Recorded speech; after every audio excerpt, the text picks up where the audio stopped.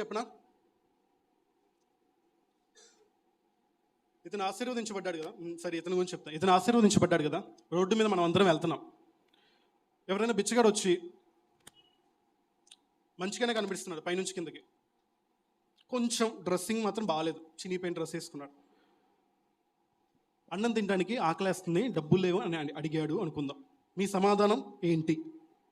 నేను చాలా ప్రాక్టికల్గా మాట్లాడుతున్నా, చాలా ప్రాక్టికల్గా మాట్లాడుతున్నా. మీ హృదయం ఎలా ఉందో మీకు మాత్రమే తెలుసు.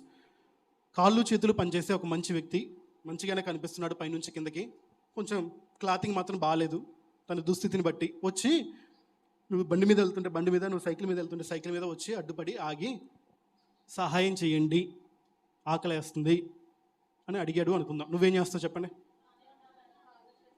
అదే వినిపిస్తుంది బాగా, ఒకసారి చెప్పండి. పైనుంచి కిందకి ఇలా చూసి అంతేంటారా? పైనుంచి కిందకి ఒకసారి చూసి, కాళ్ళు చేతులు బాగానే ఉన్నాయి కదా, కాళ్ళు చేతులు బాగానే ఉన్నాయి కదా, కష్టపడి పని చేసుకోవచ్చు కదా, ఏంది ఈ దుస్థితి, ఎందుకు అడుక్కుంటున్నావు, వెళ్ళి ఏదైనా పని చేసుకోవచ్చుగా అని చెప్పి రూపాయి కూడా ఇవ్వకుండా వెళ్ళిపోయే వాళ్ళు ఎంతమంది ఉన్నారు? ఉచితమైన సలహా ఏంటి? పని చేసుకోవచ్చుగా కష్టపడి అని చెప్పి వెళ్ళిపోయేవారు ఎంతమంది ఉన్నారు? చాలామంది ఉన్నారంట. ఇందాక మీరు అన్నారు చూడు, ఆ మాటకి నేను చెప్తున్నా, నా దగ్గర ఉంటే చేస్తాను అన్నారు చూడండి, అందరూ ఈ కోవకు వస్తారు. సరే, నీ దగ్గర 10 రూపాయలే ఉన్నాయి, ఈ వ్యక్తి ఇబ్బందులు ఉన్నాడు, ఒక రూపాయి ఇవ్వలేవా? ఇప్పుడు రూపాయి అంటే మీకు వాల్యూ తెలియదేమో కానీ, సరే ఇతని దగ్గర 10,000 ఉన్నాయి, ఇతనికి ఒక 10 రూపాయలు కానీ 100 రూపాయలు కానీ ఇవ్వలేని స్థితి అనేది ఉన్నాయి కదా. ఆ రోజు ఆకలి ఖర్చు ఎంత అవుద్ది? ఓ 70 రూపాయలు అవుద్దేమో, అంతేనా? ఫుల్ మీల్స్ పెడితే ఎంత? ఒక 70 రూపాయలు. చిల్లరే రూపాయి తీయడానికి కూడా మనసు అట్లా. దేవుడు మాత్రం మీకు అన్నీ చేసేయాలి, అంతేనా? మీకు తెలియట్లేదు. ఇలాంటి వారు నీకు ఎందుకు తారసపడతారో తెలుసా? ఇలాంటి వారు నీకు తెలియకుండానే తారసపడినప్పుడు నువ్వు చేసే మంచి పని నీ జీవితంలో ఎన్ని శాపాలు కొట్టివేస్తుందో నీకు తెలుసా? నీకేమైనా అర్థమవుతుందా? వాడు ఉత్తిగానే నీ జీవితంలో నీ ముందుకు వచ్చి నిలబడుతున్నారు అనుకుంటున్నావా? నీకు తెలియకుండా నువ్వు చేసే ఆ మంచి పని నిశ్చయంగా నీ మీదకు తెలియకుండా జరిగినటువంటి ఎన్నో శాపాలను కొట్టివేస్తుంది. మీకు అర్థం కాలే కదా? సరే, ఈ వ్యక్తికి ఏం చేయాలి? ఆ రోజు భోజనం పెడితే చాలు కదా. ఆ రోజు ఏదో చేయమని అడగట్లుగా ఏం అడిగాడు? భోజనం పెడితే చాలు. కానీ మన యొక్క ఆలోచన ఎలా ఉంటుందో ఆలోచించండి. కాళ్ళు చేతులు బాగానే ఉన్నాయి కదా, పని చేసుకో, కష్టపడి అని రూపాయి కూడా ఇవ్వట్లా. నేను అంటున్నాను ఒక మాట, ఒకవేళ ఆలోచించేయండి, నీ ఇంట్లో ఒక కుమారుడు ఉన్నాడు, పని చేయకుండా అడ్డదిడ్డంగా పడుకొని అలాగే ఉండి నీకు రూపాయి కూడా ఉపయోగం లేదు, వాడికి అన్నం పెడుతున్నావా లేదా? నీ కుమారుడే, నీ కొడుకే, అదేం పని చేయట్లా, దేనికి పనికిరాట్లా, నీకు దేనికి ఉపయోగం లేదు, అయినా వాడి కడుపుకి నువ్వు అన్నం పెడుతున్నావా లేదా? 2 పూటలు అనుకోండి, 3 పూటలు అనుకోండి, మీ ఇష్టం. పెడుతున్నాం అన్నవాళ్ళు ఒకసారి చేతులు ఎత్తండి.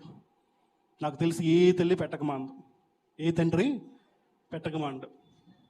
సొంత కుమారుడు ఎంత దిగజారిన స్థితిలో ఉన్నా ఏం చేస్తున్నామంట? పోషిస్తున్నామంట. ఒకసారి ఆలోచించేయండి, ఎక్కడ తేడా ఉంది? ఒకసారి ఆలోచించేయండి. నిన్ను వలె నీ పొరుగు వాడిని ప్రేమించుము అని దేవుడు ఉత్తిగా చెప్పాడు అనుకుంటున్నారా?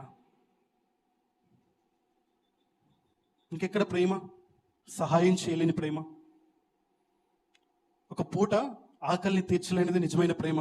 మందిరానికి వచ్చి ఆరాధన చేసి వెళ్ళిపోవటం అంటే, ఎటువంటి సక్రియలు మనలో కనపడకపోవటమా నిజమైన క్రైస్తవ్యం అంటే? ఆలోచించేయండి. నేను అంటున్నాను, ఈ వ్యక్తికి రోగమే వచ్చింది, మందు, కష్టమైన పరిస్థితిలో ఉన్నాడు, ఆధారపడాల్సిన వ్యక్తి ఈ వ్యక్తే అయ్యాడు. ఏం చేయాలి? అప్పుడెప్పుడో ఇలా చేశారు, అప్పుడెప్పుడో ఇతను నాకు ఇలా చేశాడు కాబట్టి ఈ దుస్థితిలో నేనెందుకు ఆదుకోవాలి అని చెప్పి ఇంటి తలుపును కూడా తెరవని వాళ్ళు ఎంతమంది ఉన్నారు బంధువులు?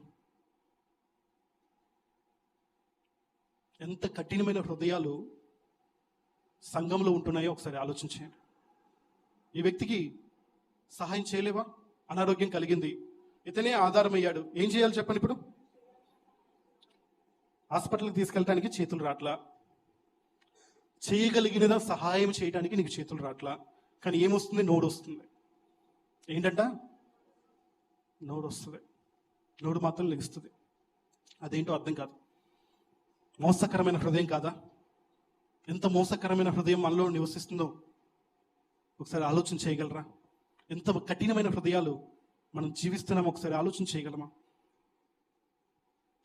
ఎవరైనా ఒకరు నీ మీద ఆధారపడుతున్నారంటే, ఎవరైనా ఒకరు నీ మీద ఆధారపడుతున్నారు అంటే నువ్వు వాటిని ఎంత మాత్రము చులకన చేయకూడదు, చిన్న చూపు చూడకూడదు.